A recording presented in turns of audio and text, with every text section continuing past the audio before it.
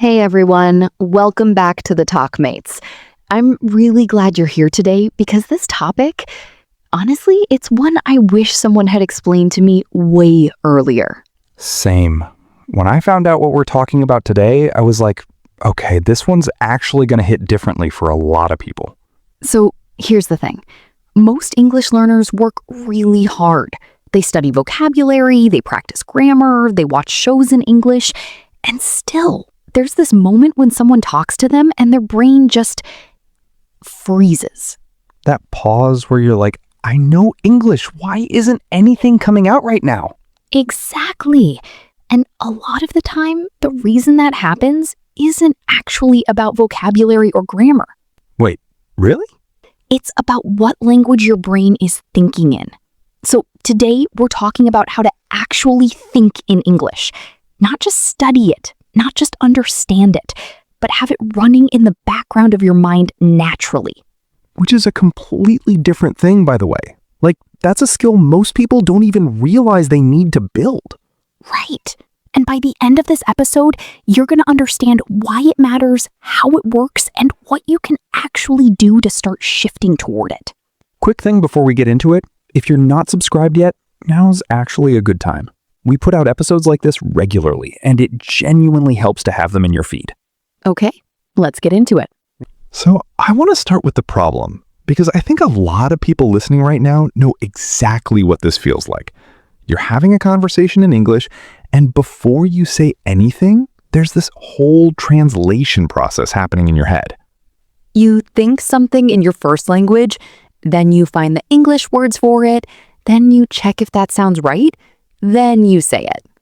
And by the time all of that is done, the conversation has moved on.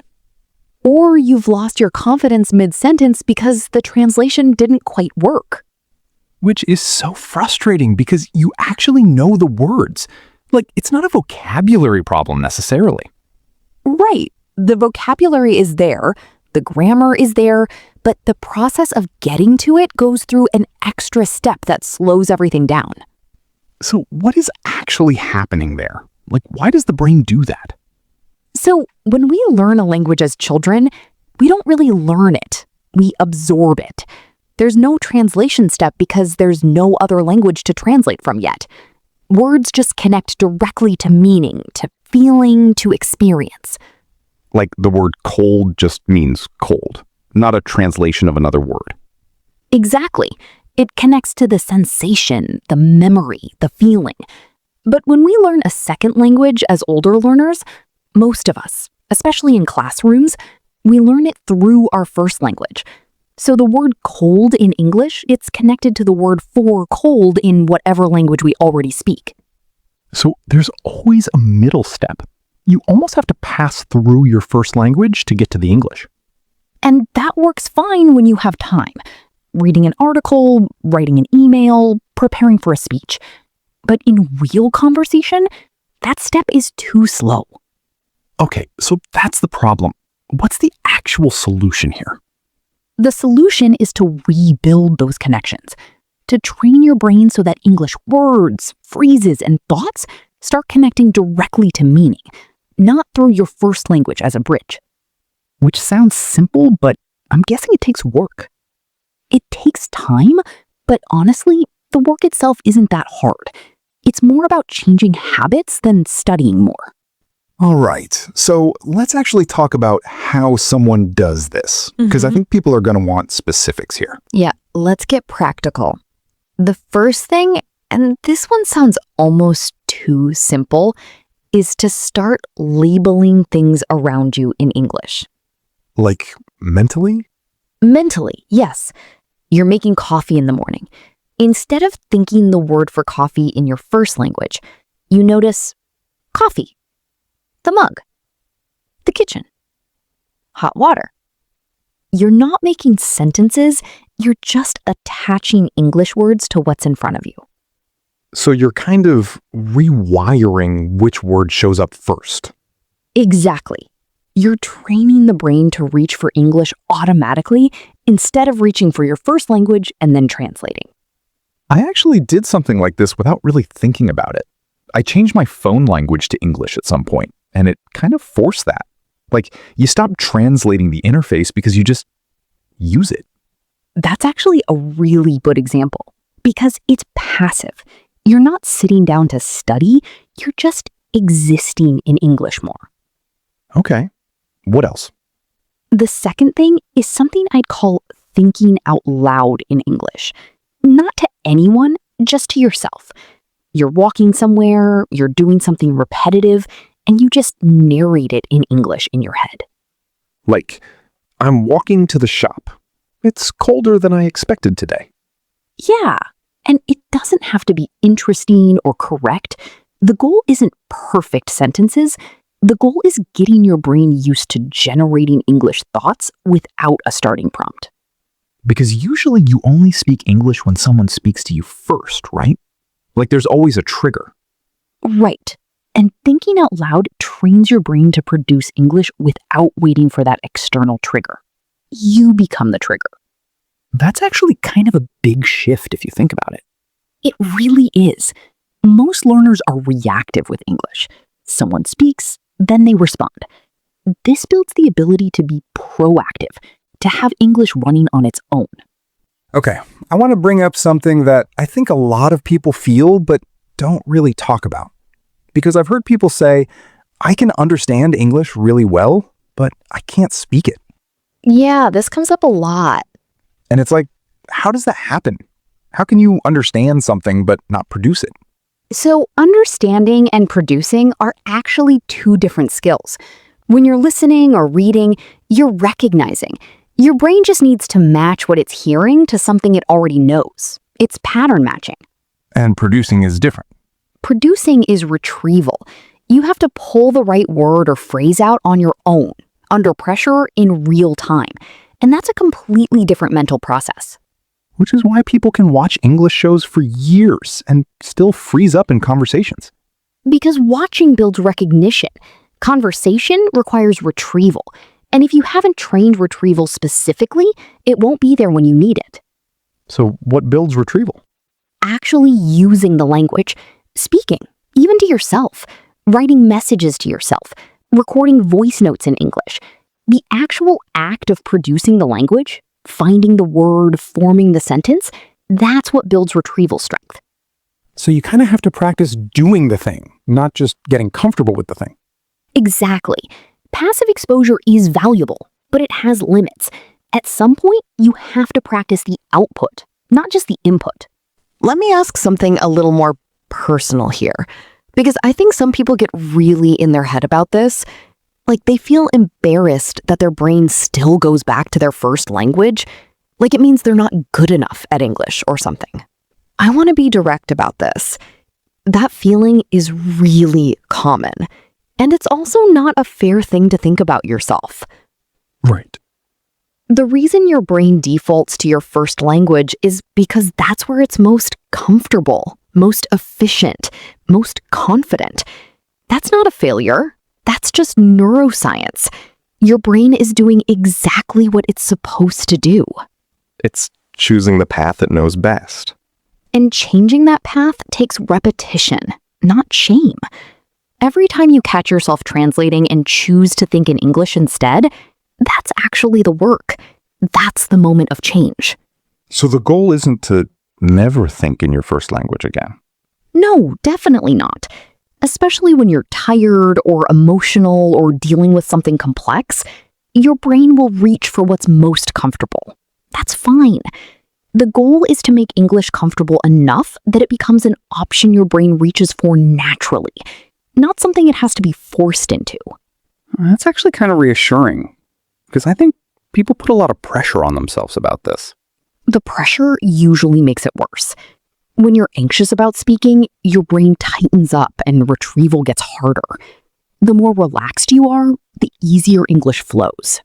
Which is kind of ironic because the situations where you most need English, interviews, conversations with new people, those were exactly the situations where you're most nervous. Yeah, that's a real challenge. And it's part of why building the habit in low-pressure moments matters so much. The more you practice thinking in English when nothing is at stake, the more it's available when something is. Okay, let's talk about something specific here, because I think people want a practical thing they can do this week.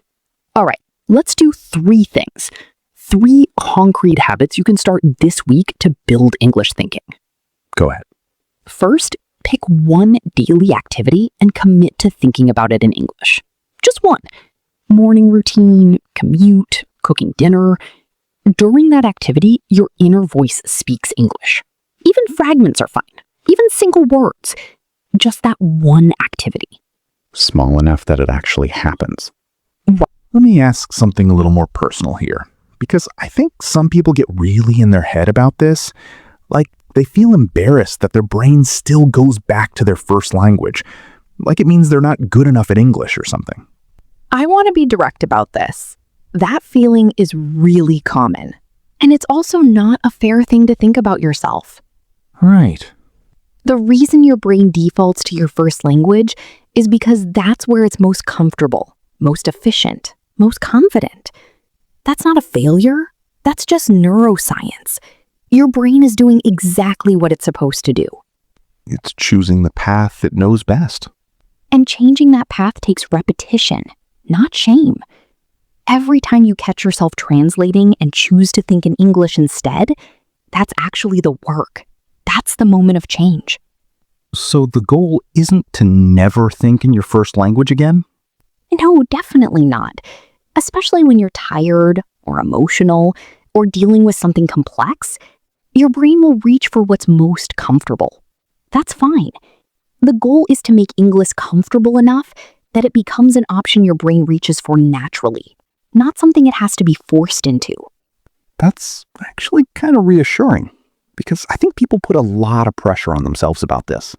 The pressure usually makes it worse. When you're anxious about speaking, your brain tightens up and retrieval gets harder. The more relaxed you are, the easier English flows. Which is kind of ironic, because the situations where you most need English, interviews, conversations with new people, those are exactly the situations where you're most nervous. Yeah, that's a real challenge. And it's part of why building the habit in low-pressure moments matters so much. The more you practice thinking in English when nothing is at stake, the more it's available when something is. Okay, let's talk about something specific here, because I think people want a practical thing they can do this week. All right, let's do 3 things. 3 concrete habits you can start this week to build English thinking. Go ahead. First, pick one daily activity and commit to thinking about it in English. Just one. Morning routine, commute, cooking dinner. During that activity, your inner voice speaks English. Even fragments are fine. Even single words. Just that one activity. Small enough that it actually happens. Right. The mistake people make is trying to switch everything at once. It doesn't stick. One activity, consistent, every day, that builds a real habit.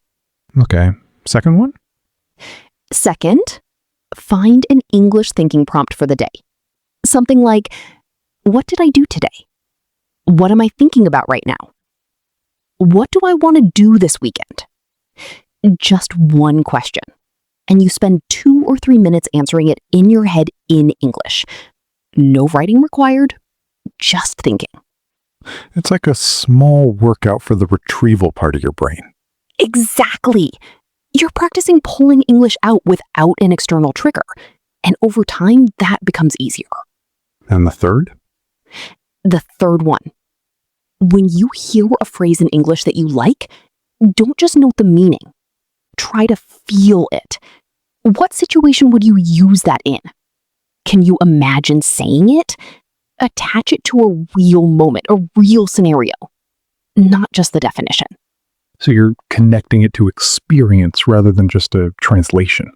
Which is how native speakers store language, not as a list of meanings, as lived context. That's actually a really different way of thinking about vocabulary. It is.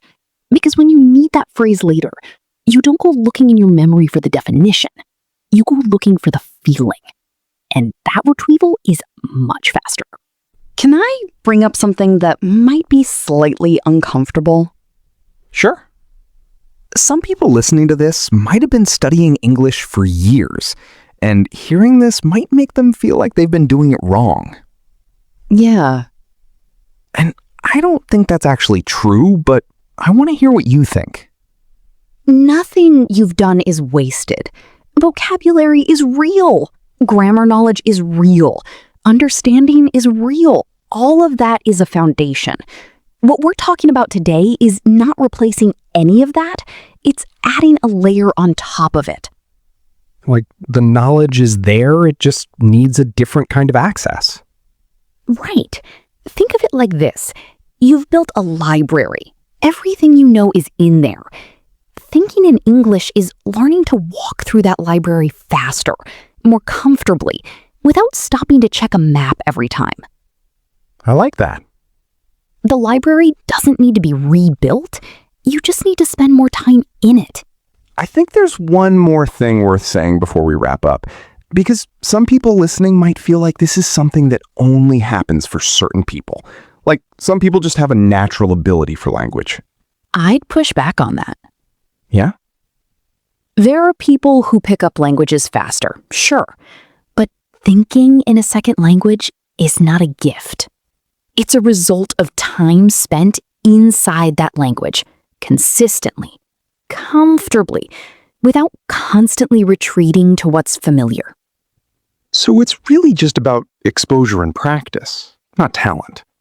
The people who seem naturally good at it have usually just spent more time in the discomfort of producing language rather than consuming it. They've talked to themselves, made mistakes nobody heard, tried things that didn't work. They've practiced retrieval, specifically. Which anyone can do. Anyone can do. It's not a mysterious ability, it's a habit. Okay. Before we wrap up properly, is there anything you want to say to someone who's been trying for a while and still feels stuck with this? Yeah. The stuck feeling is often a sign that you're at the edge of what's currently comfortable. And that's actually where change happens, not in the comfortable part. So the frustration is kind of a signal? It can be. It means you're aware enough to notice the gap, which is the first step. The second step is just doing small things consistently that push you slightly past that edge. Not huge, dramatic changes. Small ones, repeated. And giving it time. And giving it time. Language is patient work. It doesn't transform overnight, but it does transform. All right, let's wrap this up. What are we taking away from today?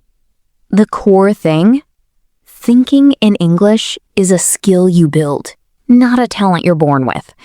It comes from connecting English directly to meaning and experience, and you build it through small, consistent habits.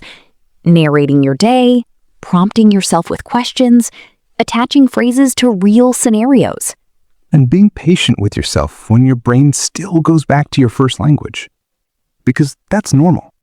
That's completely normal. It's not failure. It's just where the brain is right now.